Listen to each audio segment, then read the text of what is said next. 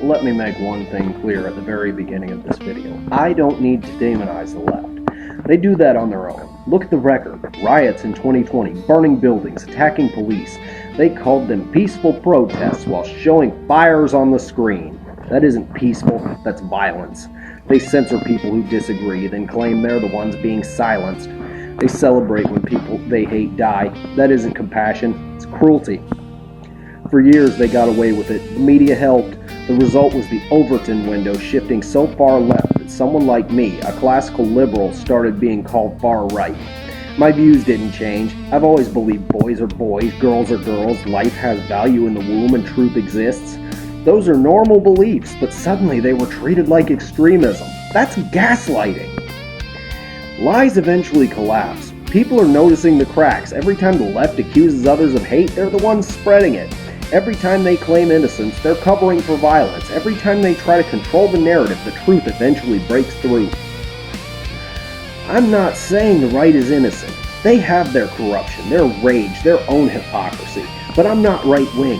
I'm classically liberal. Yes, that video about welcome to the far right was a fucking joke.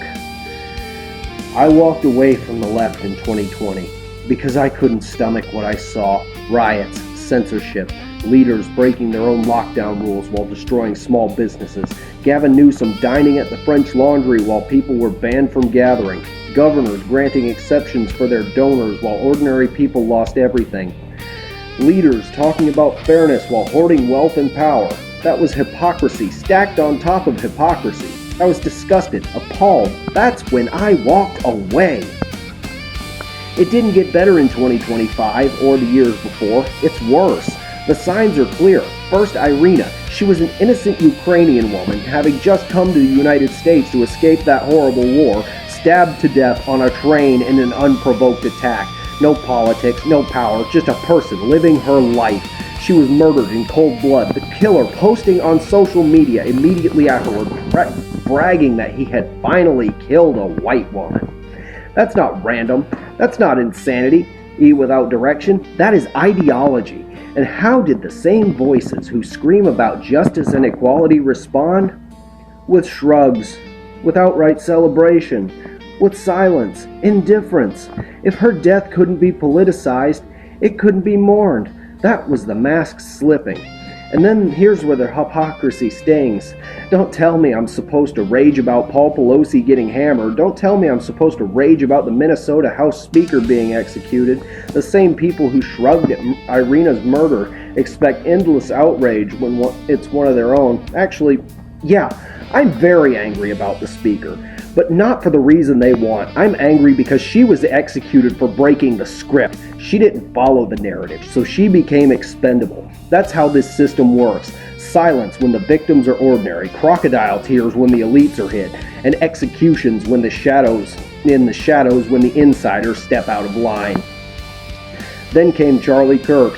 He was assassinated for his words. He didn't kill anyone. He didn't riot. He spoke. That was all. Words. And he was hated enough that when he died, the late-night comedians like Stephen Colbert smirked, streamers like Hassan Piker and Destiny laughed, comment sections filled with good riddance. That's not fringe, it's mainstream. That's culture laughing at death. And look at the school shootings recently. Many of the shooters leaned heavy left.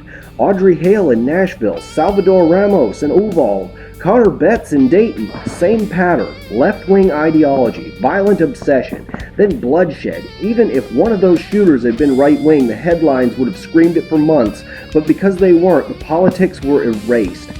The shooters were rebranded as troubled youths or mentally ill. The ideology was scrubbed out of the story. That isn't journalism, that's propaganda.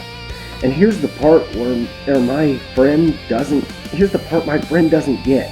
He brushed it off as hate. No, this isn't hate, this is fact. I've been open that I use ChatGPT to sharpen my words. That doesn't weaken my point, it strengthens it. OpenAI fixed the hallucinations a long time ago. What you're reading isn't random invention, it's data, patterns, names, and hypocrisy. If you dismiss this as hate, you're proving that you can't argue with facts, you can only smear them. That's not debate, that's reason, that's weakness hiding behind slander.